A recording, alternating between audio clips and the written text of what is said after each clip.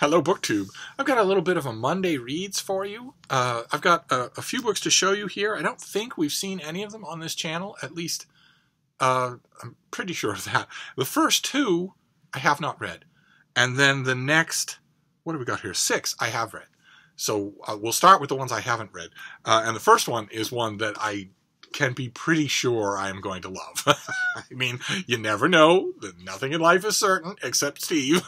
But this comes out in June. It is a quintessential summer book. It is Ellen Hildebrand, Summer of '69. Look at that cover. Those of you who know this author will understand why I say that there's virtually no chance that she's going to disappoint me. It's virtually impossible. She is just terrific. She is a fantastic summer book author with a brain in her head. So not flying bullets and also not syrup. Instead, her books are clearly meant to be tucked in a tote bag and read with your feet in the sand, but they are not a betrayal of they are not a betrayal of your winter reading instincts. So I want to tell you a little bit about this book, but you can count it as a recommendation, even though I haven't read it yet. I certainly recommend this author. If you vacation somewhere by the sea, anywhere in the Western world this summer, the bookstores there are going to be full of Ellen Hildebrand novels. Probably your rented house will have books of hers on shelves in the bathroom and the guest room. Do yourself a favor and read any one of them. But what do we got here? Welcome to the most tumultuous summer in the 20th century. It's 1969, and for the Levin family, the times are a-changin'. Every year, the children have looked forward to spending the summer at their grandmother's historic home in downtown Nantucket. But like so much else in America, this year nothing is the same. Blair, the eldest sister, is marooned in Boston, pregnant with twins and unable to travel. Middle sister Kirby, caught up in the thrilling vortex of the civil rights protests and determined to be independent, takes a summer job on Martha's Vineyard. Beloved son Tiger is an infantry soldier recently deployed to Vietnam. 13-year-old Jessie suddenly feels like an only child, stranded in the house with her out-of-touch grandmother and her worried mother, each of them hiding a troubling secret. As the summer heats up, Ted Kennedy sinks a car on Chappaquiddick. Man flies to the moon, and Jessie and her family experience their own dramatic upheavals along with the rest of the country. And, oh wow, the back of the book says, I don't think this has a pub sheet. Oh, it does. Okay, I could have been showing you the cover the whole time. It doesn't matter now. You have to look at my face. The back of the book tells me this is Ellen Hildebrand's first historical novel. Wow, so once again, historical fiction. Just dominating 2019, even when that's not the point. Incredible. I could have sworn. Okay, well, Ellen Hildebrand was born on July 17th, 1969 in Boston. She has used her 50 years to write 23 novels and raise 3 children on Nantucket Island. And since one of the Levin children gets a job on Martha's Vineyard, and since Chappaquiddick is mentioned, I'm kind of hoping to review this for the Vineyard Gazette. I will certainly squeal like a little puppy if I get a chance to. But that's the first thing for this Monday Reads is the new Ellen Hildebrand. It comes out in June. Those of you who know this author know that she will not disappoint you.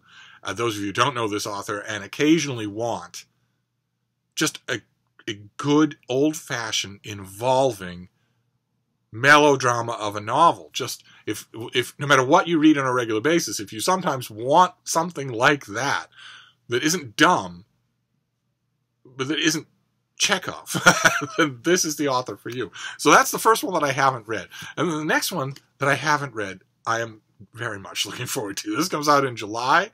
It is, let's see, who is the author? Linda Godfrey. And it's called I Know What I Saw. And the subtitle is Modern Day Encounters with Monsters of New Urban Legend and Ancient Lore. Let's see here. The monsters of ancient mythology, folklore, and more contemporary urban legend have long captured the popular imagination. While most people in America today relegate monsters to just that, our imagination, that is absolutely not true. That part is absolutely not true. Well over 50% of polled people in the middle flyover states and on either coast credit not only urban legends, but also UFOs and angels. Well over 50%. This is the most credulous country in the world. But anyway, we continue to be fascinated by the unknown. Linda Godfrey is one of the country's leading authorities on modern-day monsters and has interviewed countless eyewitnesses to strange phenomenon. She's a cryptozoologist. Monsters evolve, taking on both new and familiar forms over time and across cultures. In this well-researched book, Godfrey explores uncanny encounters with werewolves, goatmen, Bigfoot, and more. Now, the damning part of that is that these stories do evolve. The damning part is that they evolve when they hit an impossibility. That is a dead giveaway that they are mythology. Because they wouldn't otherwise evolve. I mean, native reports of the okapi, for instance, this strange, an animal that looks like a weird combination of a zebra and a giraffe that no one had seen. For centuries, white explorers in Africa had been getting folklore reports from villagers that, of course, this large herbivore does exist, that it lives deep in the forest. And those village myths did not evolve. Instead, the okapi was found and photographed. The reason why an urban legend or a semi-urban legend would evolve is if it was false. But I don't care. I don't care. In more than 25 years spent chasing monsters, Godfrey has found that it often remains unclear whether the sightings are simply mistaken animals, hoaxes, or coincidences. When all the speculation is said and done, one question remains for fans and researchers. Are the creatures real, or are they entirely otherworld? Godfrey suspects that it isn't an either-or question. Our reality operates on a scale from dense matter to realms the human eye cannot see. Okay, whether or not something is real is, in fact, an either-or question. Okay, and in many of the fraudulent, for instance, Bigfoot sightings, there are many sightings in various parts of the world that of people who come out of the woods and say, I was hiking, I've never hiked before, I was with my family, we were enjoying ourselves, and we saw something. And it was not a bear. It was not a man. It was something else. It alerted, we have watched nature specials all of our lives, and yet it alerted our senses in a way that nothing in the natural world would do. We were looking at something that our minds could not classify. So many people have had experiences like that I tend to believe there might be something to them. I'm not 100% sure what that something is, since there's no evidence whatsoever, no matter what the few scientists in the field talking about it say. Nevertheless, that much eyewitness testimony cannot be discounted. Snooty pseudo-intellectuals love to say that eyewitness accounts are the least reliable sources of evidence there are. I guess within a statistic parameter for a bloodless intellectual that might be true, but if somebody says, I just saw a car drive off a bridge, I believe them. I believe them without any other evidence. And yet all that I have so far about that incident is eyewitness testimony. The people that you have to watch out for here are the ones who have a stake in the game, not our author. Seems like an earnest cryptologist to me. The fake cryptologists, the hucksters, who are trying to get attention by claiming, like, for instance, if we stick just to Bigfoot, although there are plenty of others, it looks like this book is going to be super comprehensive. But if we stick just to Bigfoot, the Bigfoot film footage that you see that racks up millions of views, that goes up on YouTube on a channel that has one video, where the uploader cannot be traced and has never done any other work and has never made a public statement, that sort of thing is deeply suspect. If there is, somewhat shaky camera angle that's designed to make it look like the person is just randomly filming trees out in the Pacific Northwest, when all of a sudden, far in the distance, they see a black shape. Well, okay. If you watch enough of that video footage, and I have watched as much of it as there is, you start to notice things in common, and you start to be able to spot obvious fakes. Not just because there's a tiny little speck in the distance, but because when the speck isn't tiny, when the speck is nearby, when the speck is in the middle distance, the person doesn't zoom in and they don't walk closer, even when they are Bigfoot quote-unquote researchers whose whole life would change. Not just the world, but their life would change completely if they were the one that got clear, unambiguous film footage of this creature. And yet, you watch their video footage, and it's them, and they're panting, and there are trees, and there's sky, and there's a little black speck in the middle distance, and they're saying, "Oh my God!" And what happens next? The filming stops. Universally, the filming stops. When what would happen is that the filming would charge toward that thing. That's what would happen if these researchers were on the up and up. And that's what you have to look for in film footage that shows you that they aren't. Either because that's a buddy of theirs in a bear suit, or because they know perfectly well it's a bear. And they know what'll happen if they charge it. One way or another, though, July is when this comes out, and it's the second. I'm not going to, I am going to call this a Bigfoot book because the whole last chapter is about Bigfoot. This is about a lot of other things, too. Every urban legend that the author could get her hands on and talk to people about. But that's 2 books that I can call Bigfoot books that have come out, that are coming out this year. Steve approves. Although UFOs are in here, too, and a bunch of other stuff. And then, those are the 2 that I haven't read, and I'm looking forward to both of them. And then we'll get to the ones that I have read, starting with another historical novel. This is just a year for historical fiction. I'll read you about this. This is from the University of Wisconsin Press. It's a lovely finished hardcover with no dust jacket. It's just a naked hardcover. So you have, that is the cover. It's Starvation Shore by Laura Waterman. That is the cover. Can't remember if we saw the advanced copy of this. And then it's a naked hardcover, so you've got maps on the inside, because this is a novelization of an actual expedition to the Arctic. In the summer of 1881, the 25 men of the Lady Franklin Bay expedition watched their ship sail for home from Discovery Harbor, just 500 miles from the North Pole. Commanded by the ambitious yet underqualified Adolphus Greely, this crew represented the first U.S. attempt to engage in scientific study of the Arctic. The frigid landscape offered the promise of great adventure and unknown dangers. It was an expedition Greely eagerly anticipated long before it began. Standing there on that sunny summer afternoon, no one could have known how much would go wrong. Drawing upon historical records, diaries, and letters of the men who inhabited the makeshift shelter they called Camp Clay, Laura Waterman reimagines the true story of polar explorers fighting for their lives and their sanity under dehumanizing conditions. This gripping, tragic tale of hunger, fear, and hope is told through the eyes of the men at their worst and most desperate moments.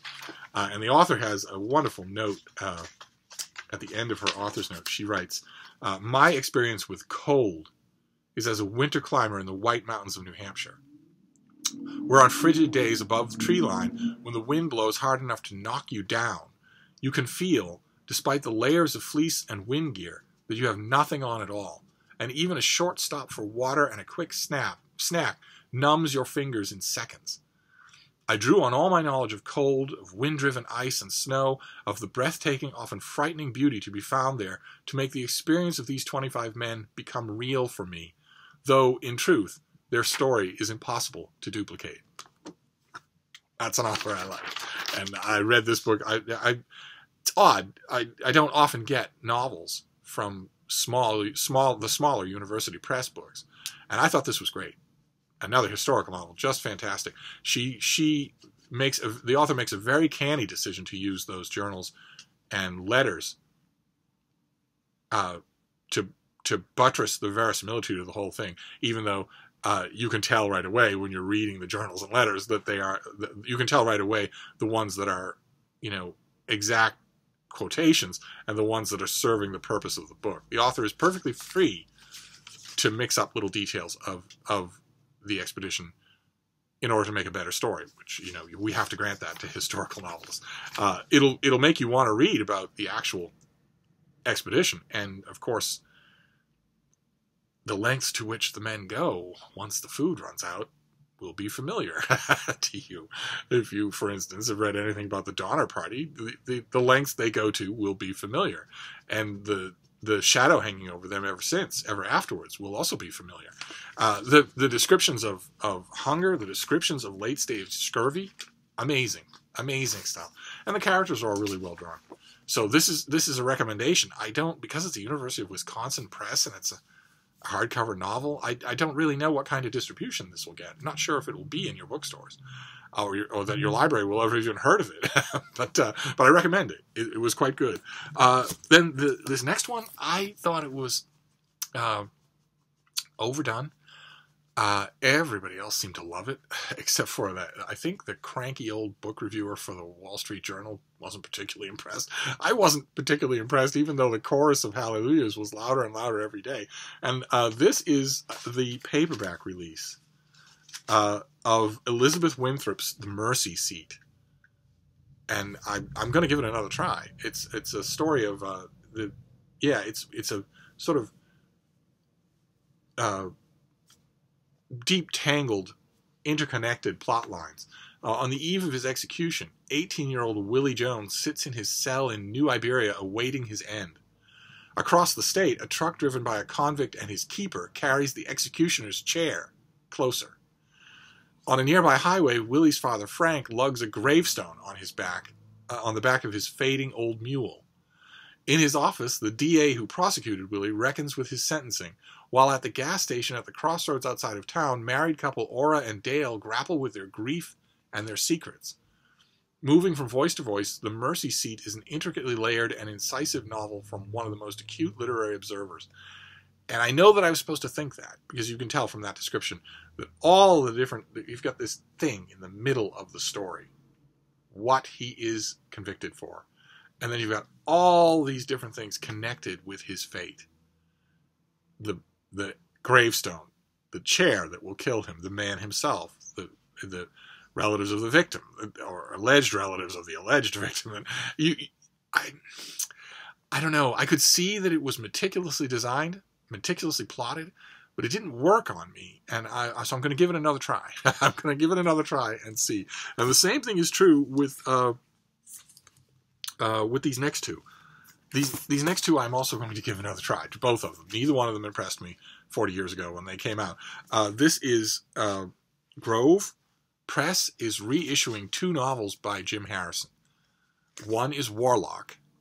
They've made the very wise decision to keep the rather somber cover art. And the other is A Good Day to Die. Warlock, I thought, when I read it originally, this came out 1981, and I thought it was just plain boring. And A Good Day to Die was worse than boring. It was silly. It was ridiculous. It was a kind of high-stakes, somber caper novel that an author would only feel was realistic if that author had not engaged with the real world in quite some time. The reviews of both baffled me when they came out. A Good Day to Die was even earlier, I think. Let's see here. 1973. And the impulse with someone like Jim Harrison is to venerate, of course. This wise old craggy guy with the craggy face and the craggy voice and the extensive literary heritage and the blue-collar affectation. The impulse is to venerate, is to say, he was carefully crafting solid, valuable work while writing, longhand on a table with a red checkered tablecloth the way men do. And I have tried. I find this author's nonfiction considerably more palatable than his fiction, but I'm going to try these two novels since Grove was, since they have gone to the bother of reissuing them. I'm going to try them again and see. It's been quite some time. I haven't read either one of them since they first came out. And then this next one is relatively new. This is also an immediate paperback release. Also from Grove. This is, okay, don't make me hunt for it. Okay, this is also tomorrow. Although this could be in your bookstores. This is Dark Country by Chris Offutt in paperback.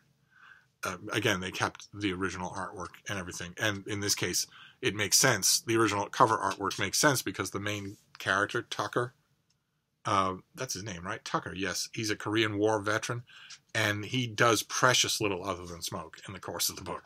It's a tick that literally crops up in every other sentence. We know every single time he indulges in his drug habit. I don't think the author was quite aware of the extent to which it happens, but even so, this is beautifully done. I think this was the author's return to fiction after an absurdly long time. Well, let me see here. A triumphant. Oh, okay, all right. Triumphant return to fiction after nearly 2 decades. Can you imagine stopping writing fiction for 2 decades? I can't. Chris Ofut's critically acclaimed Dark Country has reinforced his vital and absolutely distinct voice to the upper echelons of the American literary landscape. In other words, he outlived his previous critics in the Times and the Wall Street Journal, and now has new critics to impress. In rural Kentucky, Tucker, a young veteran, returns home from the Korean War to work for a bootlegger. On the way, he rescues Rhonda. They quickly fall in love and build a life together, and while they don't have much, they have the love in their home and each other. But when his family is threatened, Tucker is pushed into violence, which changes everything. The story of people living off the land and by their wits in a backwoods Kentucky world of shine runners and laborers. Dark Country, or Country Dark, is a taut, compelling novel about a good man forced by circumstance into crime. And the cover description notwithstanding, violence is all through this book. You don't have to go more than 2 pages before you encounter it, and it's never far away. And it's all well done, just beautifully written. And now the paperback has blurbs all over it. The Washington Book Review, the New York Times, Smith Henderson, the author of 4th of July Creek, which was terrific, really liked it. The cranky old reviewer at the Wall Street Journal really liked it, and I really liked it as well. I think it may have been on my best fiction list for last year. I'll have to check and see. But one way or another, I've been looking at the hardcover that's on my shelf, the one that I no longer need now, and thinking about a reread. And then this came along, so that will definitely be what I will do. And then the last 2 I want to show you are children's picture books, which I have already read. They're both remarkable in their way. I want to show you perhaps the more remarkable of the 2 first. I don't think I have a pub sheet for this, but this is by Robert Burley and illustrated amazingly by Sterling Hundley, and it is Oh Captain, My Captain.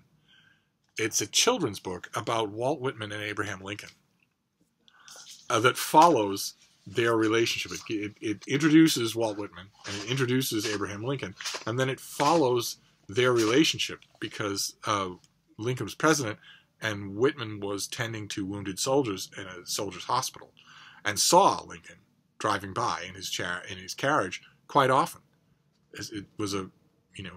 Lincoln was a familiar sight, moving in and about, and Whitman also attended Lincoln's second inaugural address, his famous second inaugural. Whitman is in that enormous crowd in that famous photograph, the same crowd in which John Wilkes Booth is also present. And the author gives us, well, their artwork's amazing, but the author also just gives us these prose pages of glimpses of Whitman's life in what we can now call Lincoln's Washington. All of it kind of overshadowed by Oh Captain, My Captain is one of the famous poems that Whitman wrote about Lincoln's death. The other one being When Lilacs Last in the Dooryard Bloomed. And you keep expecting, there's that scene, of course, never happened. Whitman didn't look like that, and they never got that close. But the author is illustrator is trying to make a point. The whole thing is leading up to 2 things. When you're reading the book, you're thinking, look at that. That is lovely. That is just lovely. When you're reading the book, you're thinking, okay, this is leading up to 2 things. This kid's book is leading me to 2 things. One will be the assassination of Lincoln, the effect it has on Whitman. It was in Brooklyn at the time that he learned about it and was devastated. And the other is that you expect you will be presented with the poem. And that's what happens. The artist's artwork can sometimes be very strange. He has, like for instance, when he's introducing Lincoln into the narrative, he gives us a picture of the famous, Lincoln was famously born in a log cabin, but he's oversized. See that? That's kind of strange. It's very eye-catching. And you don't even remember it until the end when Lincoln has been shot and his body is being moved across the street and his body is oversized.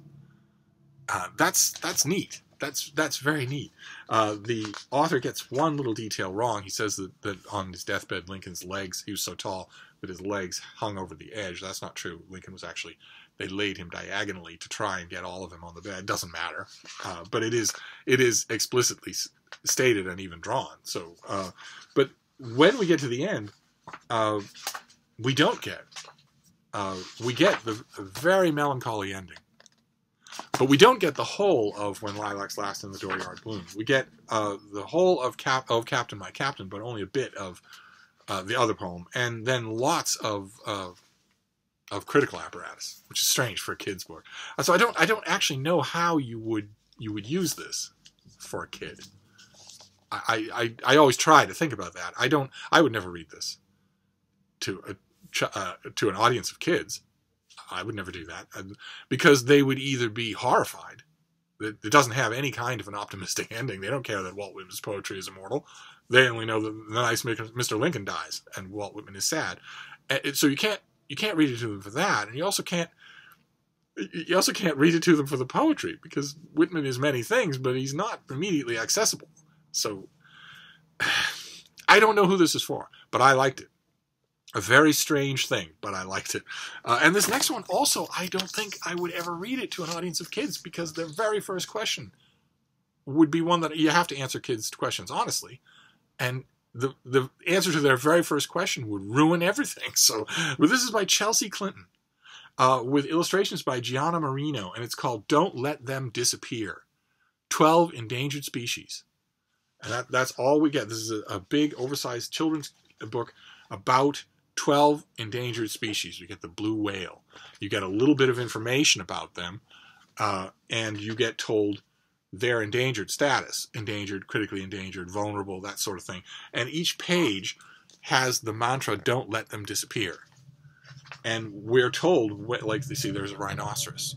And we're told their range, we're told their endangered status, and we're also told why they're endangered. And in every single page, it's poaching and habitat loss. That never changes. That is the reason for all of these.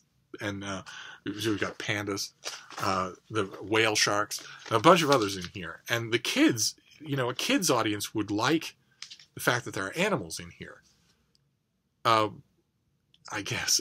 And the scientific information is broken down fairly well. But a kid's first question, when you're finished reading this book, maybe even before you finish it, is, are they going to disappear? And the sad fact is that most of these animals have, most of the species that are enumerated in this book have already decreased in their population sizes past the point where they can recover. In other words, the African elephant, the Bengal tiger, the polar bear, these animals are effectively extinct.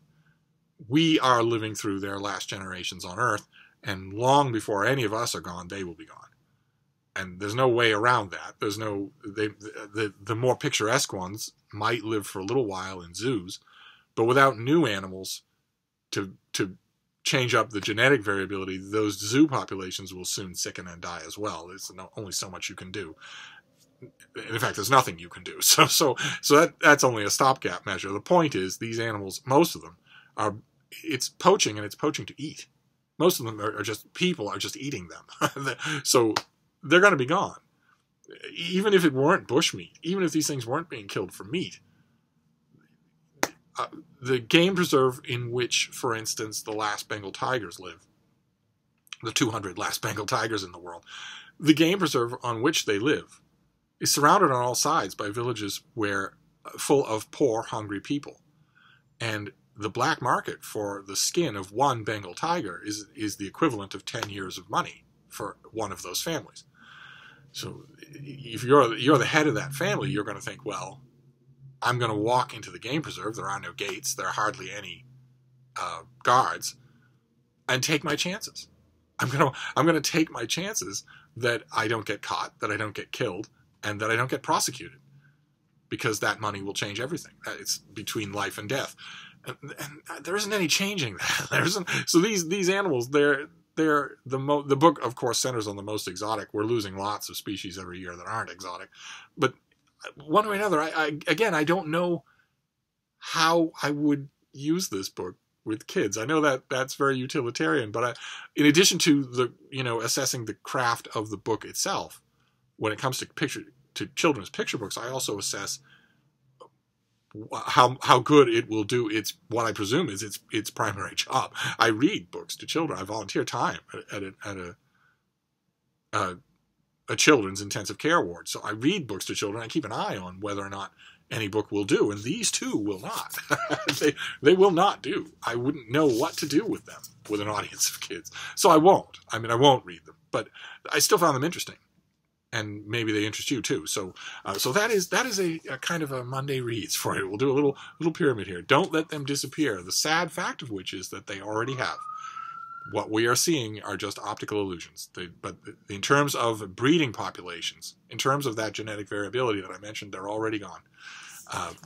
And then, Captain, My Captain. Children's picture book about the relationship between Walt Whitman and Abraham Lincoln and the grief that Whitman felt at Lincoln's death. Then Country Dark by Chris Offutt. Kind of a, well, it's Hicklet. I mean, it's the sub genre that I've declared Hicklet, where the characters, where their hardscrabble, dirt poor Appalachian style existence is supposed to mean something. It is never imbued with meaning by the author. It's supposed to mean something going in. I think that Hicklet is mostly blackface. It's mostly disturbingly gauche and lazy. But when it's done well, when the writing is as powerful as this, I can overlook what I think of as systematic defects and just enjoy myself. Then 2 Jim Harrison books, Warlock and A Good Day to Die. I'm going to try them both with an open mind. I don't think this was a fiction author, but I'm going to try it anyway because here they are. And then The Mercy Seat, huge amounts of praise for this thing, so I will give it another try. Then Starvation Shore, that recounts in grueling detail the deterioration, the desperation of an Arctic expedition. Just wonderfully done. No literary pyrotechnics, just a wonderfully solid historical novel. And then 2 that I haven't read yet. The first one is Summer of '69, which is this author's first historical novel. Who knew? And I Know What I Saw, in which a cryptologist, a cryptozoologist, examines a whole broad spectrum. I didn't mean to describe it mainly as a Bigfoot book. That is a whole chapter, but there are lots of other things on mysterious dogs, mysterious cats, mysterious werepeople, all kinds of things that it's going to be a blast to read. And that is it. That is sort of a Monday read. So I'm gonna wrap this up for now because this has gone long again as usual. But I will be back. Thank you, BookTube.